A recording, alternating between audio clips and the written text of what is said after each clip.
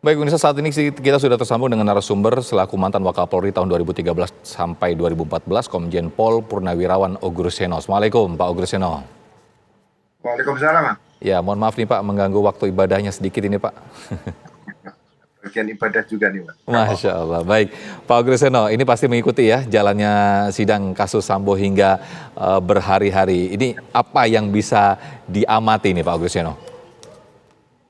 Iya, saya melihat lama-lama agak gerah, agak terusik sedikit gini. Kenapa pelanggaran-pelanggaran yang kaitan dengan profesi ini dibawa ke pidana itu? Jadi anggota-anggota yang dikaitkan kasus Duren 3, kalau misalnya kaitan dengan kamera yang diambil atau hilang, itu pasalnya bukan obstruction of justice, itu pencurian. Pasal pencurian harusnya Pak ya? Okay. Jadi kalau pasalnya obstruction of justice itu kamera milik siapa? Apakah yang pemilik kamera itu Pak Ketua RT yang senior saya juga kan gitu. Jadi ke depan nanti jangan sampai ini presiden buruk, anggota mau menangani TKP saja takut dipidana, ya kan? Nah, mudah-mudahan karena ini sudah berproses di pengadilan ya, dakwaan jaksa kepada para anggota kepolisian terhormat yang saya cintai ini, ya dakwanya adalah dakwaan bukan tidak pidana.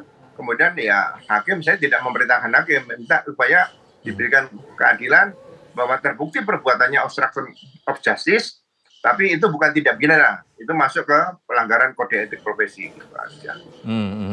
Tapi apakah termasuk menghilangkan DVR, kemudian menghilangkan gambar-gambar CCTV hingga kemudian ya hilang? Apakah ini juga bukankah termasuk bagian dari obstruction of justice atau perintangan penyidikan, Pak Oguruseno? Ya kalau TKP yang rusak itu kan makanan sehari-hari Polri. Saya juga pernah menangani TKP rusak, TKP hancur.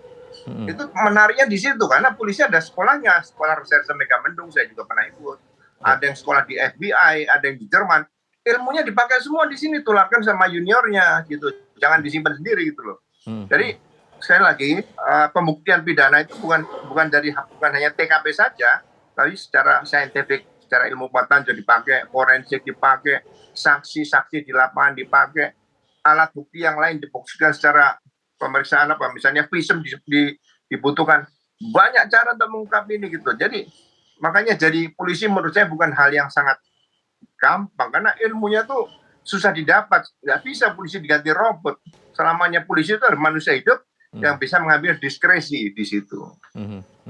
Lalu bagaimana nih Pak? Ini kan sudah berjalan beberapa hari hingga 1 minggu lebih ya, hingga masuk sidang obstruction of justice. Apakah bisa ditarik mundur lagi ketika Pak Oguruseno tadi menyatakan harusnya itu masuk pasal pencurian dan pelanggaran kode etik? Ini bagaimana Pak Ogur? Ya kalau sudah masuk pengadilan ya biar berjalan aja. Tadinya saya harap ya di pengadilan juga dibuka. Apa salahnya pada saat sidang kode etik dibuka? Jadi bahan sidang kode etik dan kemarin kalau misalnya dibuka pada publik, penyidik tentang kasus Duren 3 yang pembunuhan yang direncanakan itu bisa mencari alat bukti dari situ. Jadi salah satu mencari alat bukti melalui keterangan itu dari sidang kode etik kaitan dengan obstruction of justice.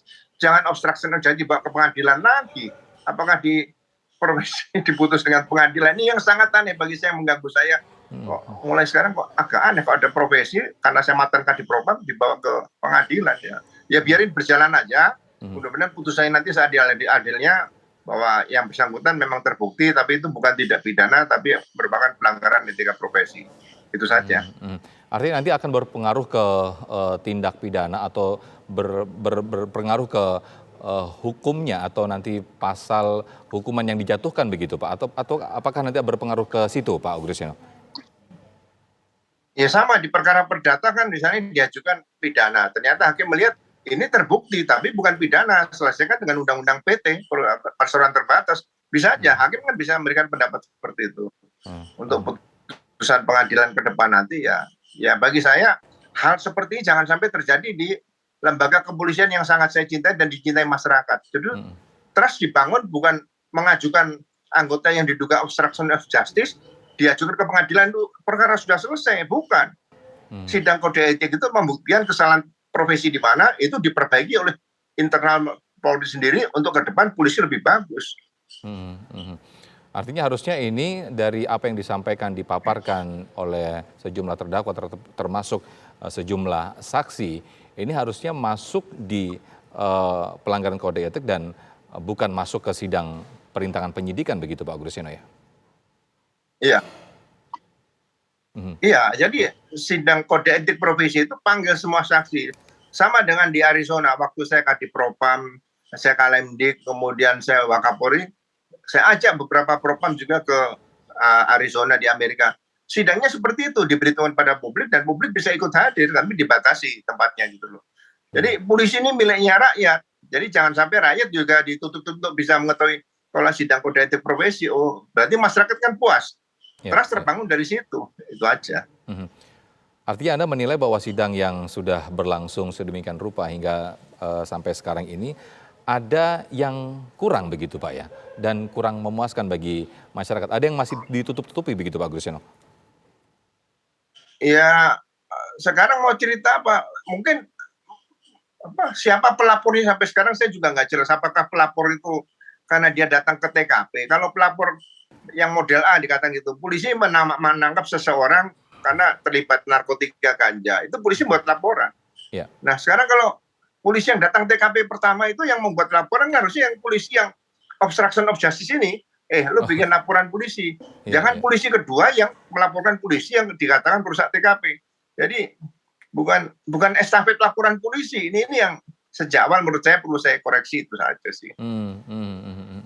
Baik, menarik ini Pak Agustinus. Kita lanjutkan sesaat lagi Pak Agustinus, usai jeda tetaplah di Kabar Khusus Sidang Kasus Sambo.